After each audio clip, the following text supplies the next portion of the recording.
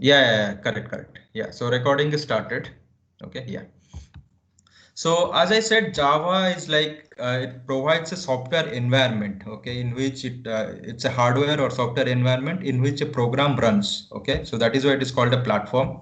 Okay, so just few things about the history. Like James Gosling has created it. Okay, early in June 1991. So initially Java was developed by Sun Microsystems. Okay, that's the company name. Then it was taken over or acquired by Oracle, and from now on, like it's with Oracle only. So people just go to that Oracle site and search for JDK based on the version. They'll just download it and start using it. Okay. Again, the thing what I said, like this is open source, it's object oriented, and it's a platform independent programming language. So whenever I say platform independent, so there comes a question like why exactly this is called a platform independence? Because we can write it just once and run it anywhere. So the question comes, how exactly I can do that? What is the things which goes on behind the scene? Okay.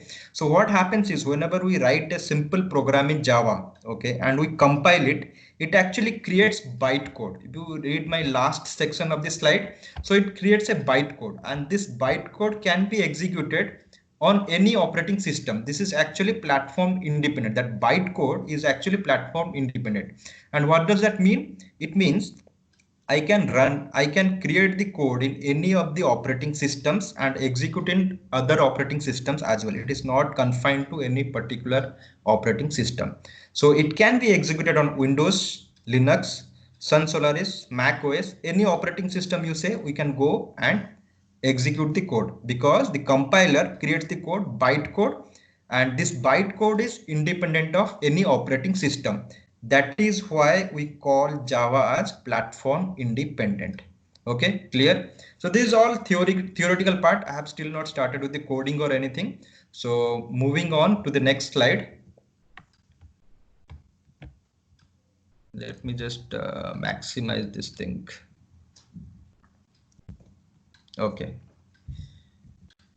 Okay, so Java is an object-oriented programming language. That means everything, whatever we talk in Java, that's an object. If I'm talking about a pen, if I'm talking about a table, if I'm talking about a fan or mobile or laptop, everything is considered as an object. Okay. So what are the basic concepts of OOPS? OOPS means object-oriented programming languages. Okay. What are the things involved in it? There has to be object, class, and there comes four important topics. Just remember this very carefully. First OOPS concept is inheritance, polymorphism, abstraction, encapsulation. These four concepts cover the entire core Java. Okay, these are called core Java concepts, object oriented programming core Java concepts. So these are the four important topics like inheritance, polymorphism, abstraction, encapsulation. So in my coming classes, my main target has to be I need to teach you these four concepts very clearly. Okay, so whenever we are designing a program, we need to use objects and classes. Okay, so let's go through about like what exactly is object and what exactly is a class. These are like very basic, very foundation thing. But if your concepts are not clear, you will face lot of difficulty while writing the program. So it's very important. Okay, so just to clear your concepts. Okay, so even those topics like inheritance, this is a very popular topic and very interesting topic also. Okay, and under polymorphism also there are two things like method overloading, method overriding. So that also will be covering in coming classes. Okay, but today we'll just go through the basic things like what is a class, what is an object. Okay, so just imagine you are constructing a house.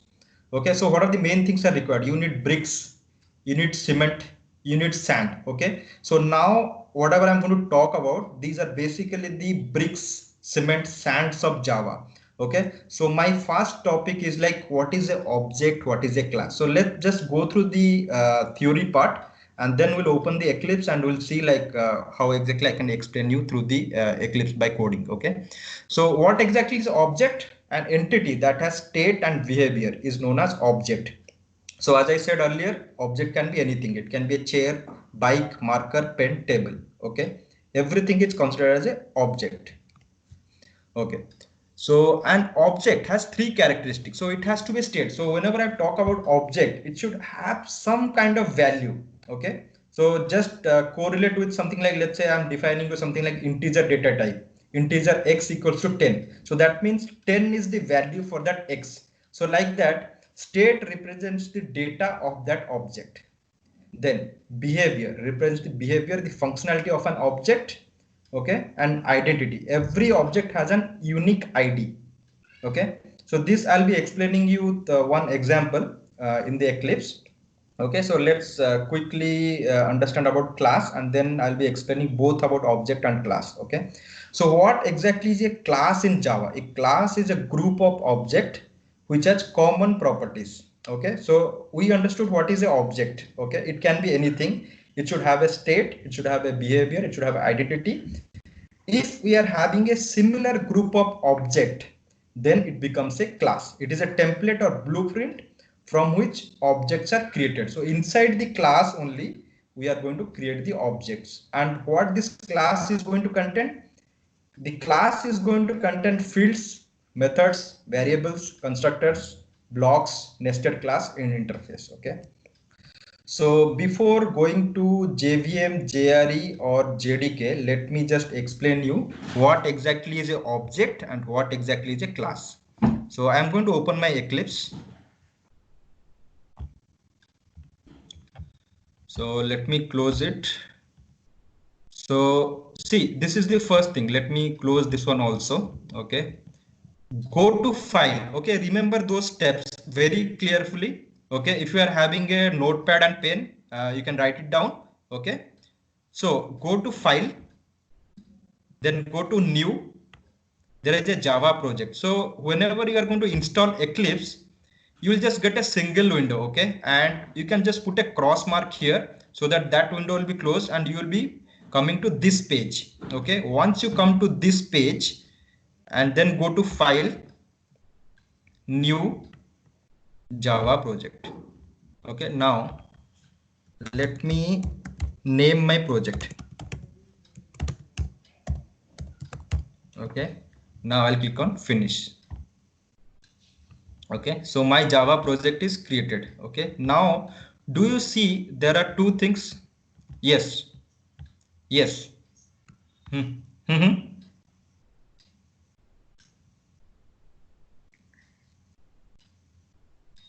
Mm-hmm. Yeah. Mm-hmm. Mm-hmm.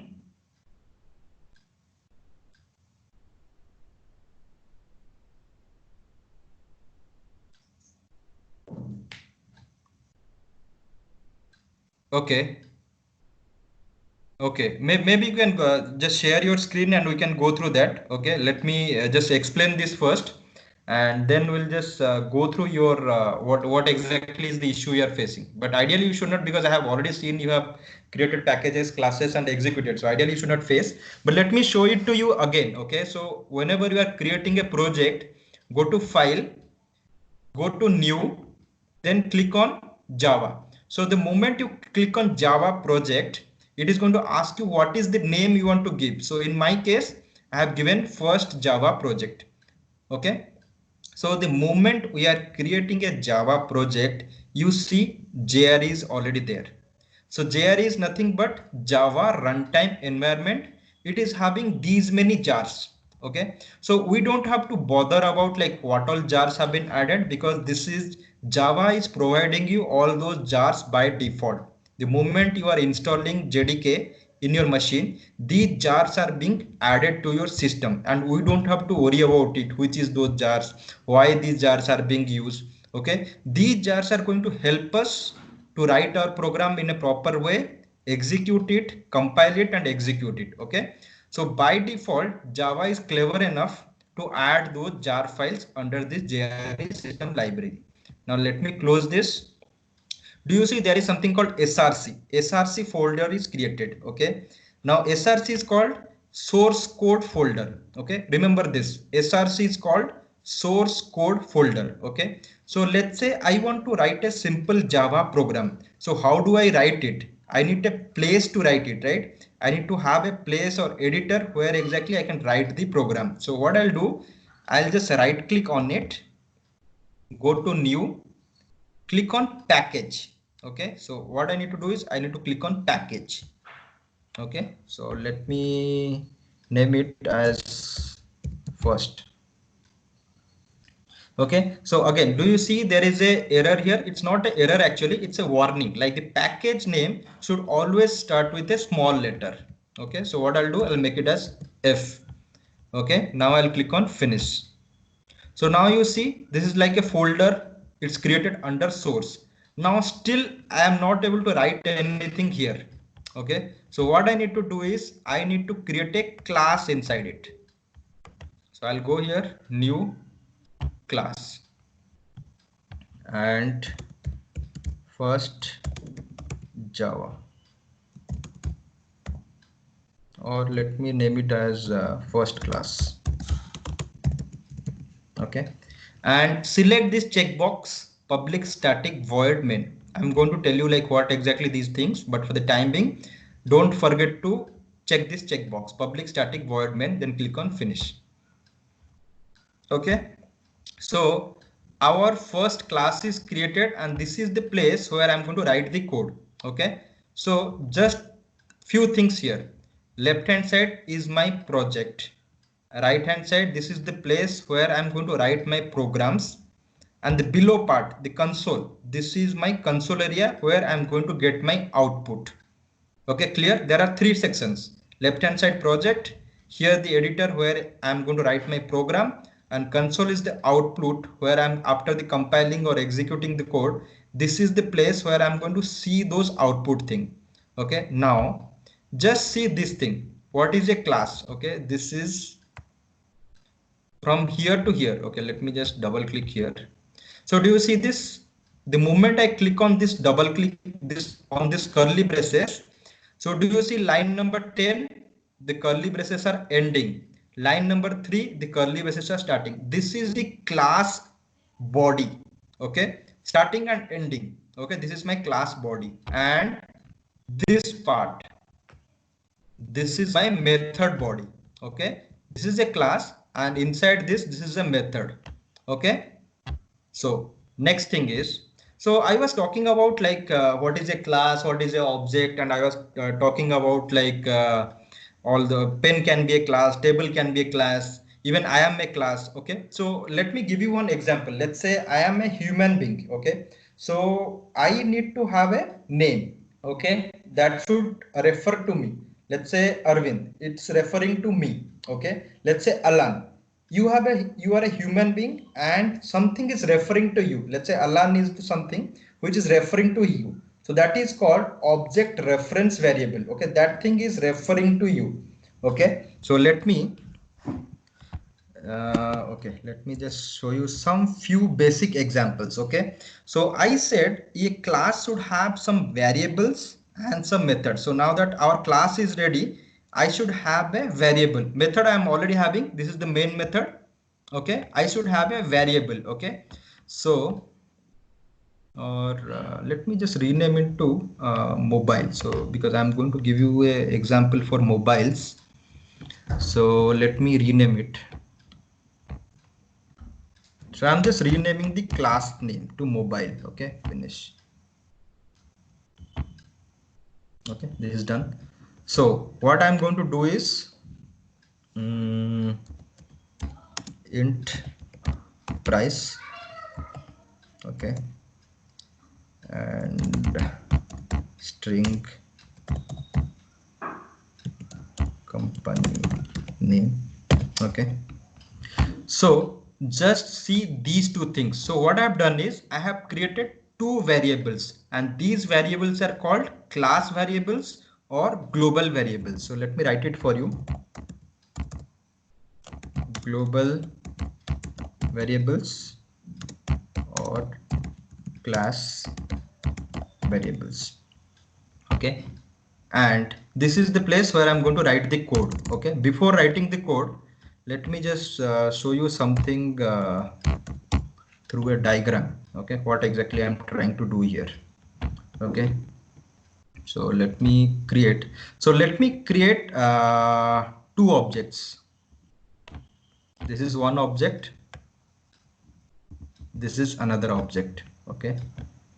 And let me name it as A1. Let me name it as A2. Okay. So the moment I write int price and string company name, okay, these are two variables, okay, and I need to create two objects inside my class which I have not yet created. Okay, so let me just try writing a object for you. Okay, so since this is a mobile class, so this is very important. Okay, listen very carefully. How do I create a object? Okay, so first it has to be class name mobile A1 equals to new mobile. So listen very carefully. This is very important. Okay. So this is how you create a object. Okay. So now here I have created two objects, right? So let me just create one more also, and I am going to explain you this line, how exactly I created an object. And this is my second object, A2. Okay. New mobile. Okay. So how do I create an object? By writing the class name, which is mobile, here also mobile. Then I am giving a object a reference variable name as A1. It can be anything. Okay. This is A1, which is referring to this object. Okay. And which is the object? This is a object. New mobile is a object. Never say that A1 is a object. A1 is the object reference variable. Okay, and so just see this. This has a left hand side and this has a right hand side, left part or right part. Okay, just to make you understand. So whenever we are creating a new object, I need to use a new keyword. Okay, I need to give a object reference variable name. This is my class name. Similarly, I can create multiple objects. So which is an object here? New mobile is an object. Okay, this new mobile is an object. And how many objects I have created? A1, A2. That means two objects I have created. Now come to this diagram. Okay, A1 is created, A2 is created. Now just pay close attention.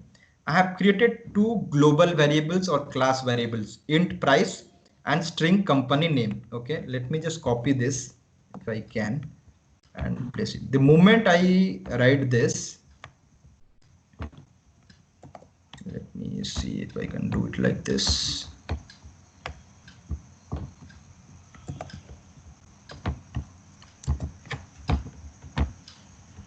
Okay, so do you see that these two global variable values, okay, these two global variables or class variables or just variables have been shared with these two objects. So A1 is also getting int price string company name.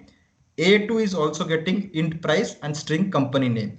Okay, so that is why I tell like this is a global variable. Okay, because the moment I write something here in between the class and method, in between these two things, if I'm putting something, that is called a global variable or class variable.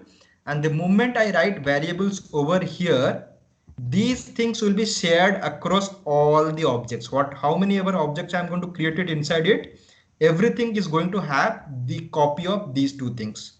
Okay, now next thing is, now I have a variable, I have a method, I know how to create an object. Now can I initialize those variables? So this is the next question. How do I initialize a variable? Just mark my words, or in case if you're not able to understand, you can ask me. So the question is, I have those variables, I have created two objects. How do I initialize those variables? Initialize means I need to assign some values inside it. So just I declared int price, I have declared string company name, but where is the price? Where is the actual amount? Where is the company name? So that means whenever I'm going to assign some values, that means I'm going to initialize the variables. So how do I do that? So I need to use this object reference A1 dot price. Okay. Let's say I'll put it as 65,000. Okay. And string S1 equals to, so this is the company name. Let me put it as iPhone. Okay, so this is one type of company. Okay, now next thing is semicolon. Okay, so what I've done is like just focus on this first line. So this I have created an object reference variable A1. Now I'm initializing these two values. A1 price is 65,000 and the company name is iPhone. So this is how I am going to initialize the variable. That means I'm assigning some values inside it. Okay, now next thing is, can I initialize the values for A2? Again, same step, A2 dot price. Let me put it as 45,000. Now model number or company name, string S2.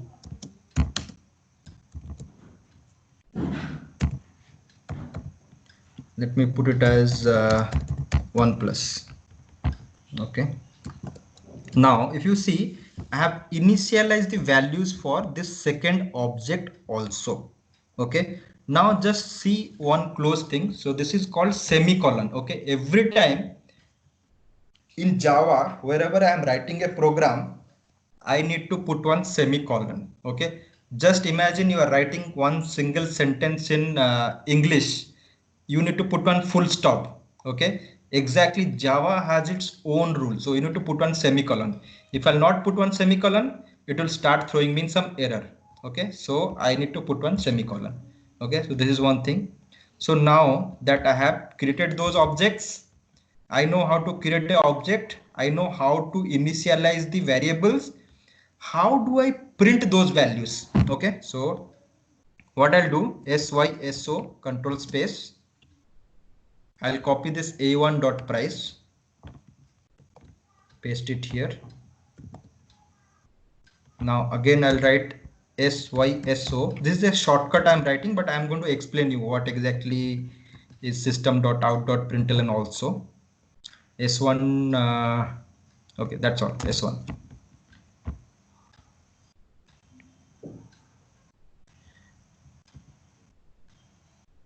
Okay.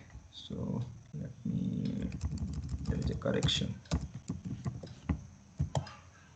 Yeah, this is the actual way actually. I should not be writing string S2 and all those things. I need to use that object reference variable and then I need to call that. Okay, this is the correct one. So here what I need to do is I need to copy this again, a1.company name. I'm just putting one print statement, that's all. I'll explain you what exactly I'm doing. Okay, now let me run it. Can I print those values also, 65,000 and iPhone? Let me see, run as Java application and it says 65,000 and iPhone. Okay, if I need to print the price and company name for second object, so I'll copy this, paste it here. I'll make it A2 because A2 is the object reference variable for second object. Okay, and so what it should print? It should print OnePlus and 45,000, right? See, 45,000 OnePlus.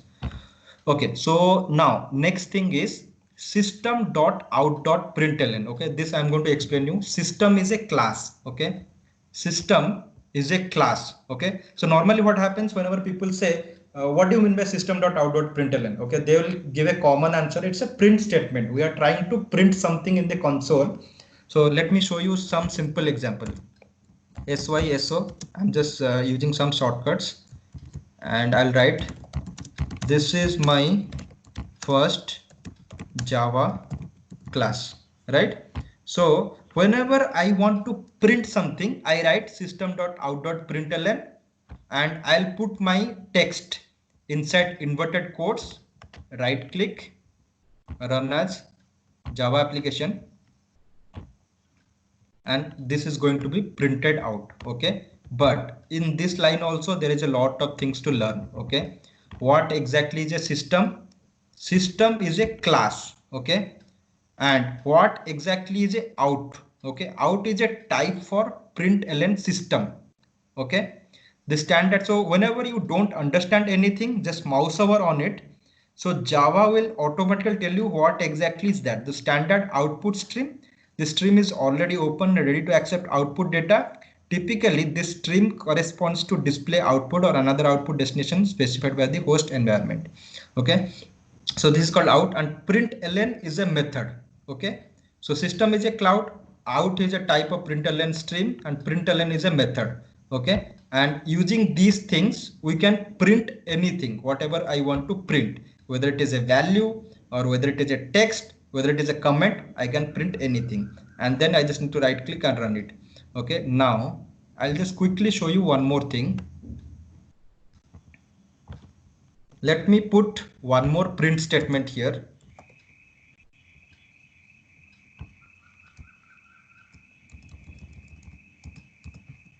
I am writing my first code. Okay, and what I'll do, I'll remove this ln.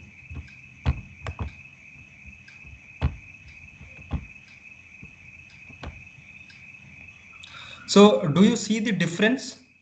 The moment ln is line, okay, new line. Okay, so the moment I write ln, I'll remove the ln, it is going to be printed on the same line. Okay, so the moment I write ln, that means it is for the next line. It gives a space and it will be printed in the next line. So that is the difference between system.out.print and system.out.println. So the moment I write ln, that means I'm telling that the next line has to be printed in a next line, not on the same line. Okay, so if I'll put it again ln and print it, run as Java application. Okay, so this is, see, this is being printed in the next line. So that is the difference between println and without print, only print. Okay, so that is one thing. So now let's see what else. Okay, so one more thing. How do I comment out? How do I put a comment? Okay, so let's say I want to say something about this program. Okay, so and I want Java compiler to ignore those lines because I'm just putting a comment or text. Let's say I want to say this is my first program. Okay, so because this line I don't want the Java to execute it, so what I need to do is I need to write 2 forward slashes. Okay, and put anything whatever I want. So this is one way to comment out your code. The moment you put these 2 forward slashes, these lines are commented out and Java is not going to execute that line. Okay, Java is not going to execute this particular line. Okay, this is one way. Okay, let me see if I'm having multiple things. Hi, this is my first class of Java. Let's say there are multiple things and I want to comment out these things. How do I comment it out? Okay, this is not the right way.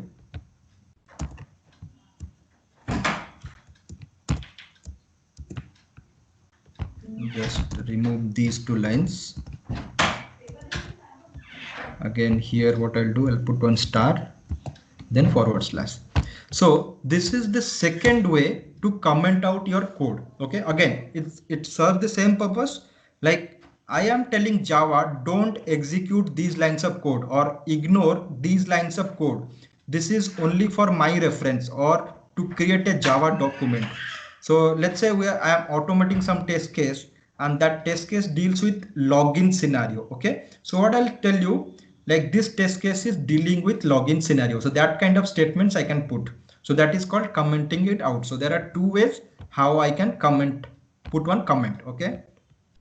Okay, so let's see next thing. What all things are pending? What is Java? What is OOPS concept, platform, data type? Okay, let me go back to my slide. Okay, object and class are over. Now, there are few things. These are all pure basic concepts, the foundation thing. Okay, but it is important that you should know about these things before jumping into and start writing your code. Okay, so there are few things. First is JVM, second is JRE, third is JDK. JDK you already know because you have already downloaded and installed it in your system. Okay, so what exactly is Java? JVM. JVM, the full form of JVM is Java Virtual Machine. Okay, so what exactly this does? JVM provides a runtime environment, okay, where the Java bytecode can be executed. And what exactly JVM does? Like JVM loads the code, verifies the code, executes the code, and provides one runtime environment. So these slides I'm going to send it to you. These are all purely theory thing. You can just go through it, and these are all pure like concepts. Okay, what exactly JVM, what exactly JRE. Okay, so JVM is Java Virtual Machine, and it provides a runtime environment. Okay, now what exactly Java JRE? JRE is Java Runtime Environment. Okay, this is actually the implementation for JVM. Okay, this actually implements the JVM. It again provides the runtime environment to execute. Okay, what exactly JRE contains? JRE contains setup libraries and other files. Now the last concept is JDK, right? JDK is Java Development Kit, which you have already downloaded and installed it. So this JDK is going to have both your JVM and JRE. And what exactly this JDK is going to contain? It is going to contain a compiler. Okay, so that we can compile your code. After writing a program, we have to compile it. So it is having a compiler. Okay, so we don't physically deal with these things. It happens in the behind the scene. Okay, in the back end. But yes, there has to be a compiler which is going to compile your code, and that job is being done by JDK. Okay, and there is a archiver which is going to have some jars and a document generator called Java doc. Okay, to complete the Java application development. Okay, now let me show you with a diagram so that things will be more clear. Just imagine from a broader perspective, we are having JDK. So this entire outer rectangle, this is called JDK, and JDK is having JVM and JRE. So just imagine JDK is the father and JVM and JRE are like the children. Okay, so what exactly JVM is having? JRE is having? JRE is having setup libraries and other files, and along with some development tools. So these things are present inside your JDK. Okay, JDK is having both your JVM and JRE. Okay, and coming back to this JRE, when I showed you these things, right? JRE system library. So this is going to have all those jar files here. Okay, so whatever I showed you in the diagram, so this is exactly JRE Java runtime environment, which is going to have all those library files and jar files. Okay, now coming back to the next slide. Okay, so this is again a basic concept. What are the different data types? Okay, so there are two types of data types. First is primitive data type. Second is non-primitive data type. Primitive data types is going to happen. What all things primitive data types is going to contain? Integer, character, long, double, float, boolean, short, byte. Okay. So these are the data types which comes under primitive data types. Okay. So I am going to show you some examples in the Eclipse. And what are the non-primitive data types? The non-primitive data types are classes, interfaces, arrays. Okay, so there are two types of data types. One is primitive, one is non-primitive. So just give more focus on primitive data types: integer, character, long, double, float, boolean, short, byte. Okay, and the moment we create these type of data types, how many bytes of memory it is going to contain? Integer is going to have 4 bytes, character 2 bytes, long 8 bytes, double 8 bytes, float 4 bytes, boolean 1 bit, short 2 byte, and byte is just 1 byte. Okay, so these are just for your knowledge purpose. Okay, eventually you are not going to deal with these things, but it's good to know like how many bytes of memory it is going to occupy the moment I'm going to create these type of data types. Okay. Okay, now let me go back to Eclipse and show you with some examples the data types. Okay, so let me create another class new. So again, how to create a class? Select this package, right click, new, create a class, and I am going to name it as data type. Again, select this public static void main, finish. Okay, again, so this is the place which is being created where I can write my code. So again, just repeating, this is the class body, starting curly braces, this one and this one, and this is my method body. I have still not explained you these things because I'm going to cover these things in my future classes, but yes, we'll go through the basic things first. Okay, so now I am going to teach you about the data types. Let's say we are dealing with numbers, only numbers. So what type of data type it is? It is integer data type. So I need to write integer x equals to 10. Okay, so this is integer. Int is the keyword. Okay, x is the place where we are going to store this value x. Okay, clear? So integer is the data type, x is the variable name, 10 is the value. So this 10 is going to be stored inside x, just like simple math, right? X is 10, y is equal to 20, just like that. Okay, now just imagine you are going to the market. Okay, and you are trying to buy some vegetables. Okay, you are trying to buy some vegetables. So where exactly you are going to keep your vegetables? You need something, you need a bag. You need a bag to keep the vegetables inside it. Just imagine this x is like a bag which is holding the value of 10. Okay, so I just keep giving you such silly examples so that it becomes easy for you to remember. Okay, so just imagine x is like a bag where we're going to store that 10 value. Okay, so this is about integer data type. So the moment I write x, so let me go here and let me create a new, don't save. Okay, so just imagine this is the Java memory. It has a huge memory. Okay, now if you see I have written int x equals to 10. So what it will do, it is going to assign some memory value here. Okay, and I gave a name as x, right? So I'll write it as x, and here again the value is 10. So just imagine the moment I write int x equals to 10, it creates a memory inside the Java. This is, just imagine, this is the Java memory. Inside Java memory, this is going to allot some location for this x variable, and what is the value of that x? That is called 10. Okay, clear? These are all pure basic concept, and I just want to spend some more time so that your concepts will be clear. So again, so let's say I am staying in Bangalore. Okay, so Bangalore is a huge area. Okay, huge city. But let's say I am staying at a place which is called JP Nagar. So JP Nagar becomes that location.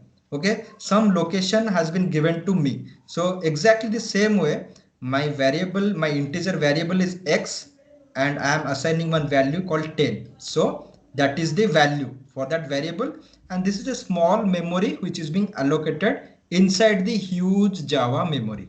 Okay, so this is what happens in the behind the scene. Okay, now can I write like this, x equals to 20? Okay, let me write it like this.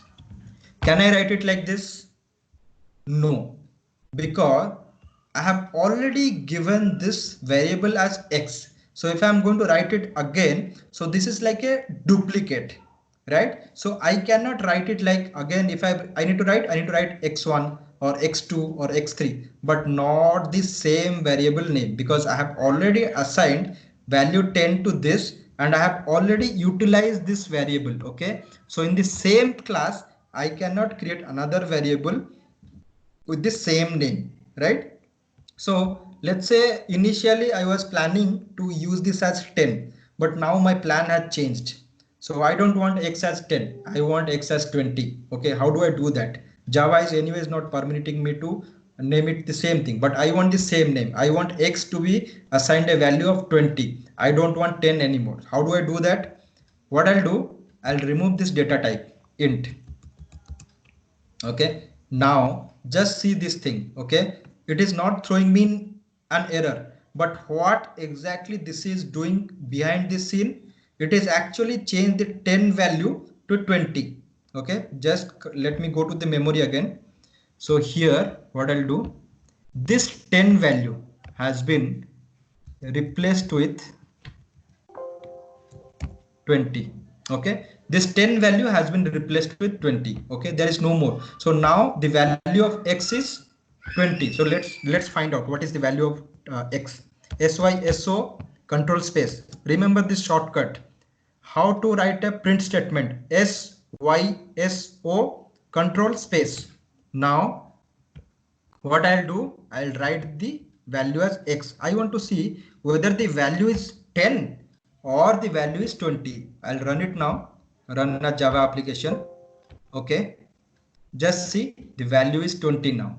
Okay, so that means the new value has replaced the old value. Okay, so now next thing, so I wrote a just let me teach you one more thing also here. So I wrote the value of x is 20 here, but does this look nice to you, like this line? Like I have just putting system.out.println, I am writing x and it is printing 20. This is not giving me many meaningful things. So how do I write it in a proper way? So what I'll do, I'll put some inverted quotes. Remember, this is called inverted quotes, and the value of x is now. Okay, I'll put it something like this. Plus is a concatenation operator. Remember this, plus means a concatenation operator. This is a string and this is a integer. Okay, but I was just writing a simple print statement, but I want to name it as a meaningful name. So that's why I have written it as like the value of x is now, so that it gives a more sense. Let me run it.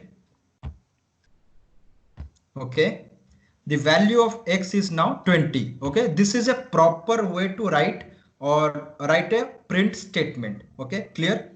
So this is done. Let me do something like double, double, double d. This is another data type, and the decimal numbers 10.23 will be stored inside double.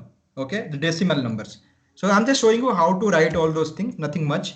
So next is character. So we call it as char, char, char. C.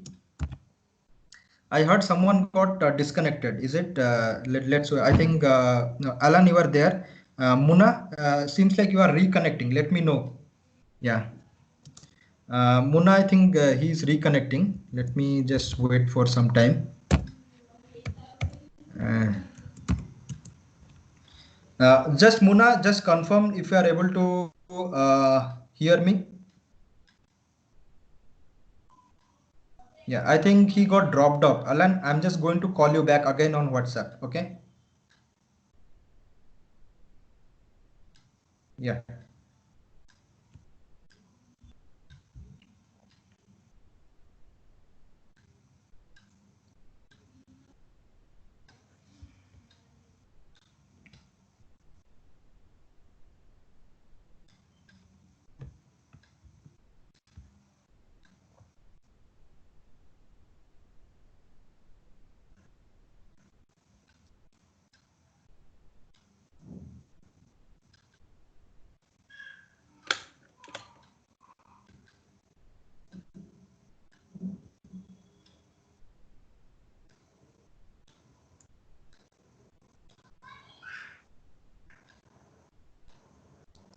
Yeah, I see Una, you have joined. Yes, yes. Yeah, that's why I called you back. Yeah. So let's see if Alan is there or not. Let's wait for some time to. So I'm on the Skype, but on the phone, I guess I disconnect. I got disconnected. Okay. Okay, fine. That's fine. That's fine. So, anyways, if you're not able to hear me, just let me know, Alan. Okay, or else I'm good. I'm hearing you on the phone. Okay. So, yeah, just put yourself on mute. Okay. I hope you people are following me clearly. Just confirm.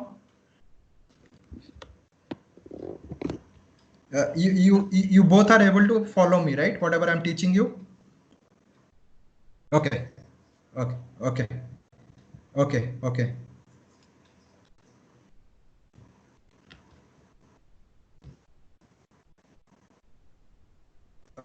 Okay. So are you not able to see my screen? Okay, just wait a second. Let me add you again. Is it your net is not working?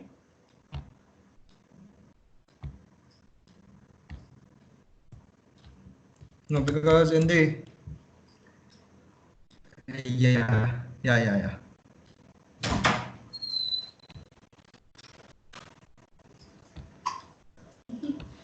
Or let me add you here.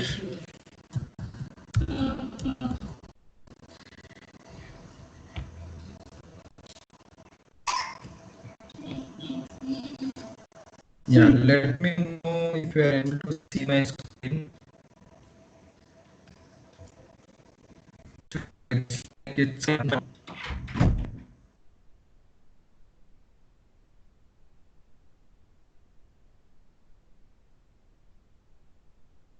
just received it.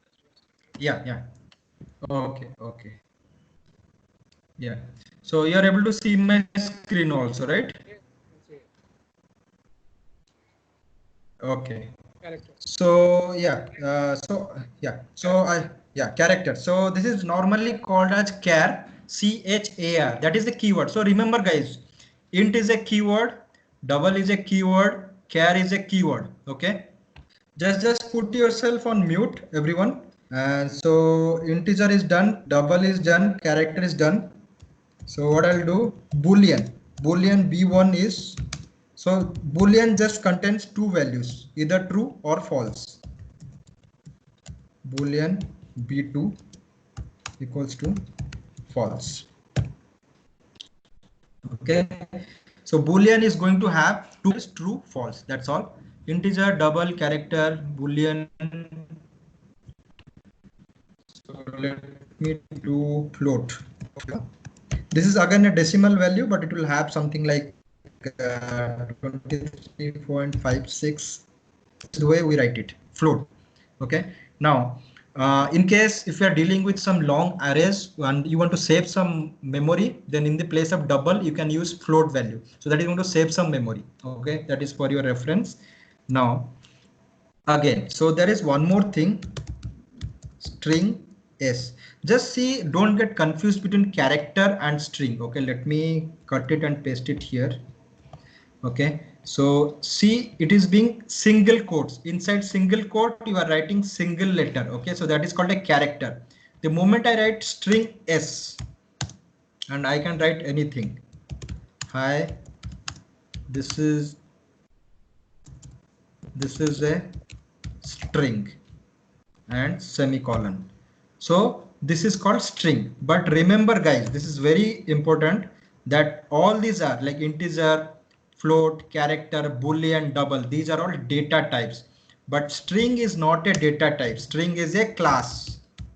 String is a class. Never say string is a data type.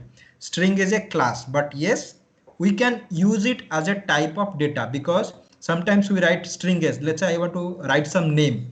String s equals to Alan. Okay. So this can be used as a data type, but string is a class and this is not a data type.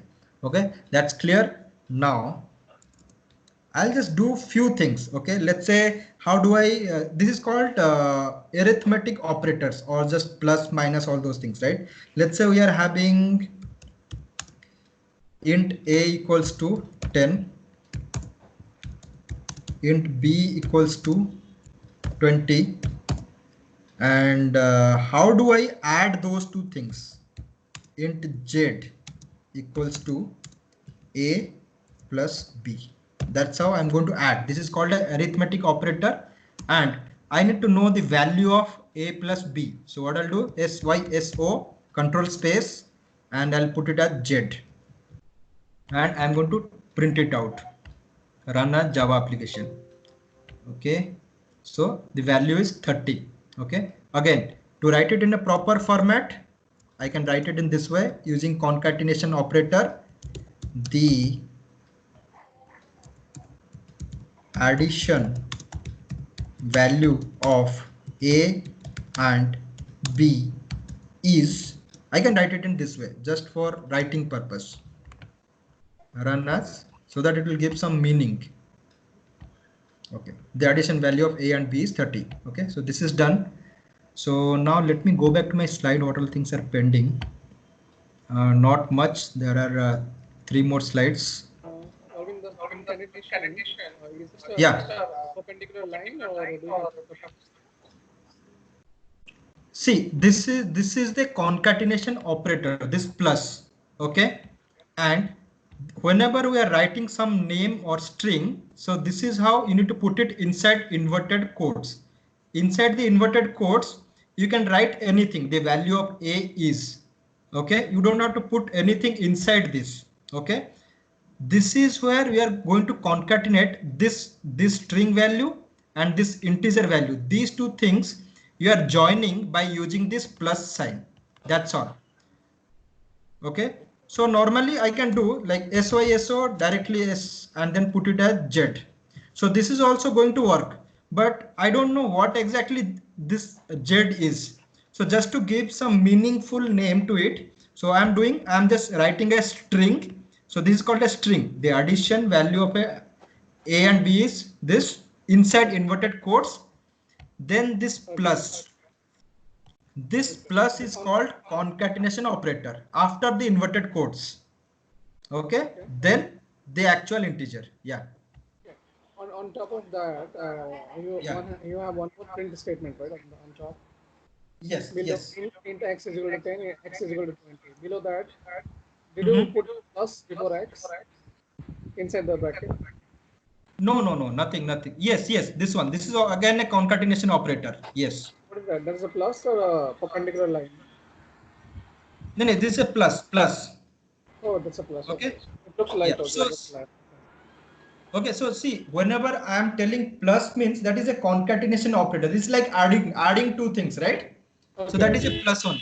Okay, so let me just maximize. So I'll teach you one more thing, so that because maybe the font size is small.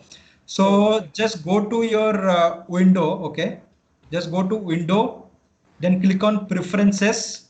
I'm repeating, go to in Eclipse window, then preferences. Then here you will find a search box on the top. So just type font here, FONT font, and select this colors and font. And here you'll get these options. And inside these options, you select text font, apply and close. So let me just increase the value, then you will see the difference. For references, text, then click on edit, and I'll increase the value to 16. Okay, apply and close. So do you see it now clearly? Yeah, better. Yeah, it's better. Okay. So this is done. So again, so this is a string. We are putting it inside inverted quotes. Then plus is the concatenation operator. Then Z is the thing what you want to print out in the console. This is my console output. Okay, so this is done. So let me go back to my slides. Okay, so again, these are the few basic things like what is a class? Class is the keyword. So that's why the moment you write class, that becomes a class. So just go back here.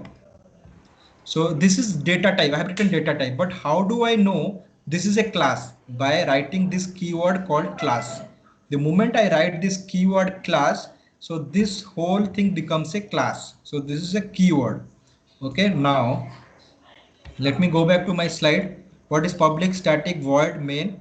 And okay, so let me just quickly tell you a few things. Okay, I'm not in detail, but because we are going to study these things in detail in my future classes, so just focus on this line. Okay, this is very important. Public static void main string arguments. Okay, so this is called main method in Java. Okay, what is this called? This is called main method in Java. So whenever you are writing a program and executing, and if you are not writing a main method, your program is not going to execute. I repeat, if you are not writing a main method, your program is not going to execute. Okay, so always Java is going to search whether main method is there or not. If it is not there, it is not going to execute. Okay, so always make sure main method is there. So public means if anyone can access this method, that's why this is an access modifier. So we are going to study about these things in detail, but public is an access modifier. So the name itself suggests public means it publicly available. Anyone can access this class or this method. Okay, static is a keyword. Okay, now let me show you in my slide. Static is a keyword. If we declare any method as static, it is known as static method. The advantage of this is there is no need to create an object to invoke the static method. Okay, let me go back to my. So static is a keyword, and why is it used in the main method? Like the moment I write static, that means I don't have to create an object to access my variables and execute my programs. What does I mean by that? Let me go back to my before class mobile. So here, do you see I am creating a see object A1, then new mobile, all those things. Okay. So the main purpose of this is main method. We don't have to create a new object to execute. The object is created by default by Java. So that is why we are using static. Anyway, this is a big topic, static itself. So we are going to read about it more in our upcoming classes. Void means no return type. So in this method, I am not going to get any value out of it because there is no return statement. So the moment I write return return and then some value a, if I write like this, then I don't have to write void here. Okay. So the moment I write void means that means there is no return type. So let me remove it back. I'm just giving you just simple things, but yeah, we are going to study about it more. Then main is a method name. Hello. Yes, Alan.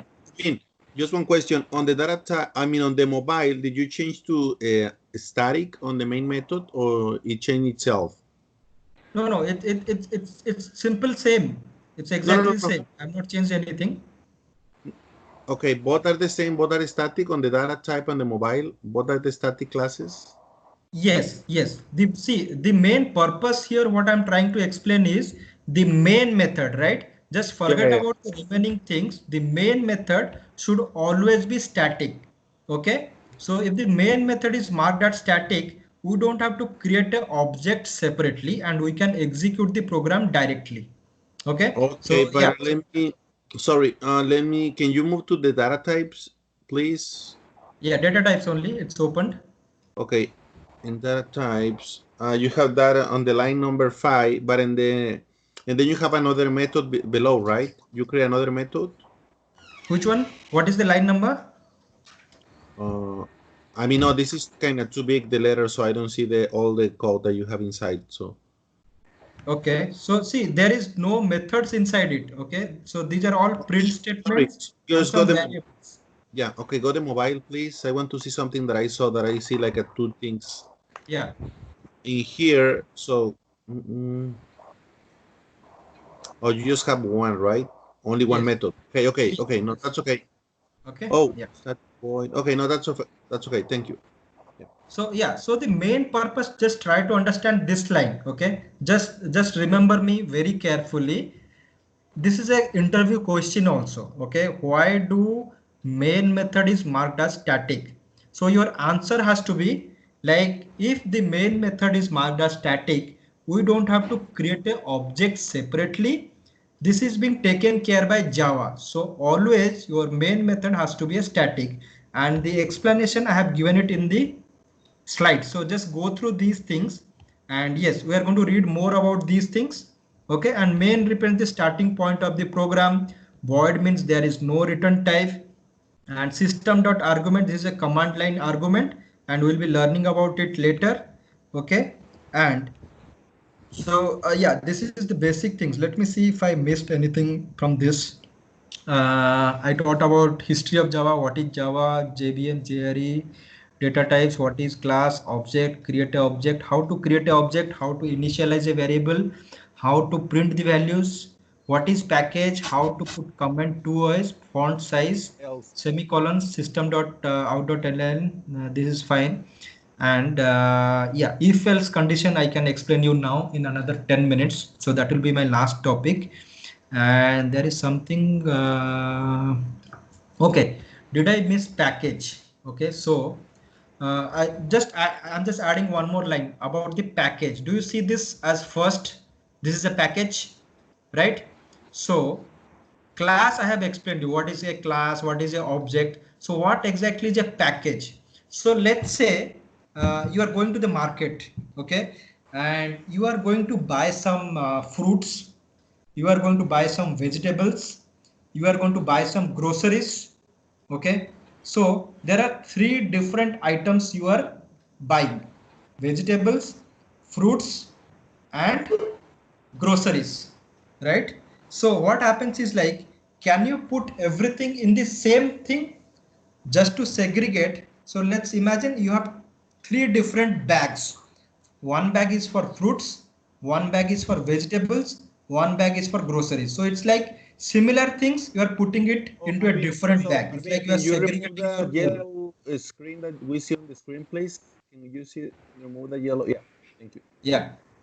Okay, so so I was explaining about the package. Okay, so this is how you are going to segregate the things. Let's say you are having vegetables, you are having fruits, you are having groceries. So these are three different items, and you need to segregate these things. So you need to have three different bags.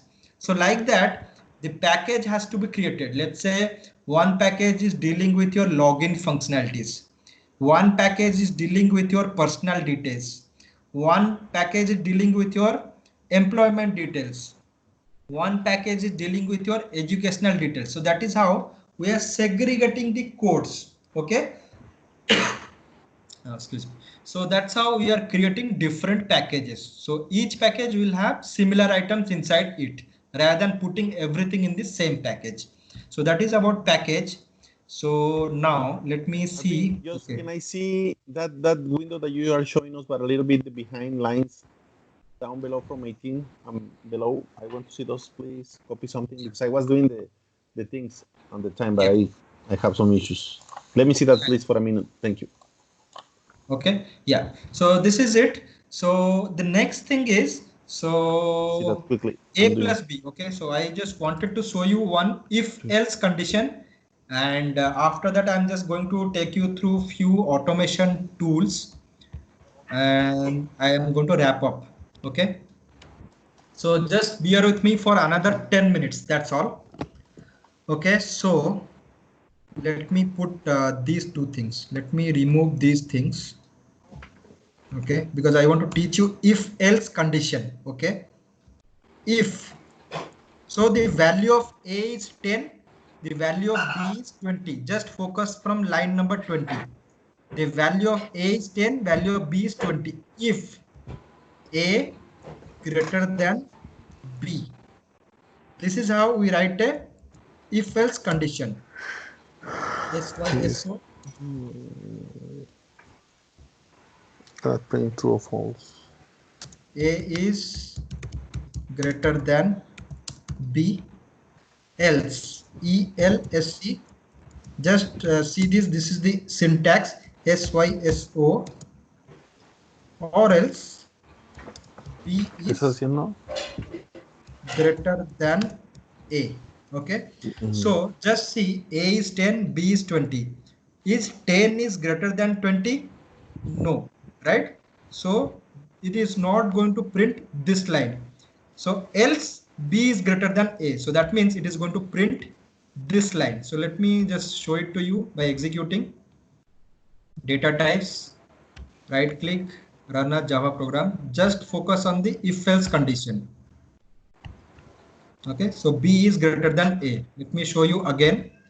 So start with if, then moon brackets. Inside the moon brackets, this is the condition A greater than B. A is greater, and you have heard about these things or studied these things in mathematics in your school, right? Greater than symbol, less than symbol. So if A is greater than B, so this is how the syntax. Just focus on the syntax. If, then moon bracket starting, moon bracket closing, A greater than B. So this is the condition you are putting. If A is greater than B, then print A is greater than B. Else, if A is not greater than B, then print the second statement. So again, you'll be writing else here, again curly braces, curly bracket starting, curly bracket ending. Okay.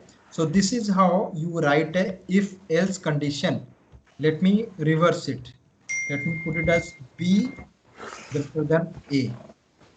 Okay. So like this also you can write. Let me run it.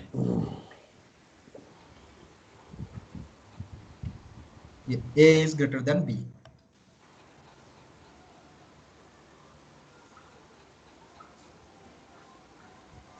So this has to be changed. B, this has to be A. So then it will make sense. If B is greater than A, then print B is greater than B, B is greater than A, or else A is greater than B. So this is how this syntax works. Okay. Let me go back to my PPT and let me just wrap it up. So till now I have taught you about Java. Okay, the basic things. Now, what are the different automation testing tools? There is Selenium, there is Robotium, there is Wattier, there is Virtual Studio Test Professional, there is QTP, there is SoapUI, which is being used for REST API testing. There is Appium. Appium is used for mobile testing. So these are the different automation testing tools available in the market. Okay, but we are going to study about Selenium, that is called WebDriver. Selenium WebDriver. Okay, that is the automation tool what we are going to study, and the language what we are going to use, that is Java. So what is Selenium? Just last slide. WebDriver is a web automation framework that allows you to execute your test against different browsers, not just Firefox, Chrome, and any other browsers. Okay. So what does Selenium automation framework does? It automates UI based projects. Okay. Anything which you are able to open in UI, let's say Gmail, let's say Facebook, let's say Amazon, let's say Flipkart, any site which is having a UI or user interface, we can automate using Selenium WebDriver. And we can use multiple browsers, Firefox, Chrome, Internet Explorer. Okay, so there are three different types of Selenium. Selenium IDE, that is your record and playback. So this was the initial thing which was being launched by Selenium IDE. Okay, the next thing which was being launched was Selenium RC, that is called Selenium Remote Control, or that is also called Selenium 1.0. The latest one is Selenium WebDriver, okay, which is being used across now. So many people have stopped using Selenium RC, Selenium IDE. The current tool which is being used across the market is Selenium WebDriver. And what are the languages being supported by Selenium? That is, the different languages are Java, .NET, PHP, Python, Perl, Ruby. And other than that, Java, which is the most popular language which is being used, that is called Python. Okay, so Java and Python are like very much used in the market right now. Like one automation tool and one programming language you should know. So Java is the best option, and Python is also, many people have started using Python also these days. So that is my last slide. Okay, now before ending this, I just want to show you one more thing. So let's say you are very new and you have installed Eclipse. Make sure you are putting your Java path.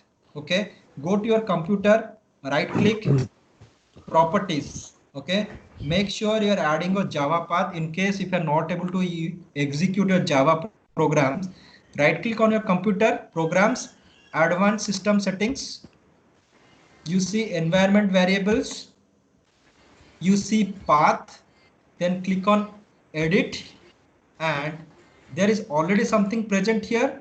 Now I need to put my Java. So what do I need to do? I'll go here, I'll go to my C drive. I need to go to my Java folder wherever Java is installed. So in my case, it is C, program file, Java, JDK, and bin. So copy this path, go to your environment variables, click on edit, put one semicolon and then copy paste this, then click on OK. Okay. Okay. That's all. If Yeah. that's how it happens, like you need to click on advanced system settings. Can you please repeat that the step? Yeah, I'll just. Yeah. Just note down these things. Yes, right click computer, my computer, properties, advanced system settings. Then you need to go to environment variables. Inside environment variables, you will see something called path. There will be already some values added inside path. You need to select that, click on edit. Once you click on edit, then go to the end of the thing, whatever is being already there, then put one semicolon and add this Java path. So for my case, I have added it like this. You can see it. So just add one semicolon, then whichever path you have added. So it must be your C drive, program files, Java, JDK, bin folder. Till bin folder, you need to copy and paste it here. Don't mind it, don't remove anything whichever already there.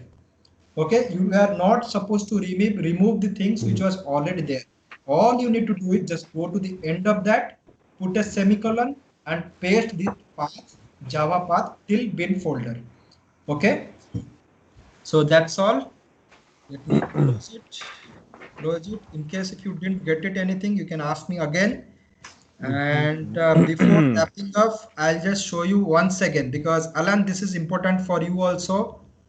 How do I create a project? I mean, how do I create a object? I need to use a new keyword. Okay. A1 is the object reference variable. Okay. Mobile is the class name. So this is how I create a object. Okay. So don't say A1 is the object. A1 is the object reference variable. New mobile is the object. Okay, so always this is the class name. It will start with the class object reference variable, then new keyword, and then okay. So that is how we create an object. So yeah, let me just go to my Skype and stop the recording. Can we have two, objects with the same name?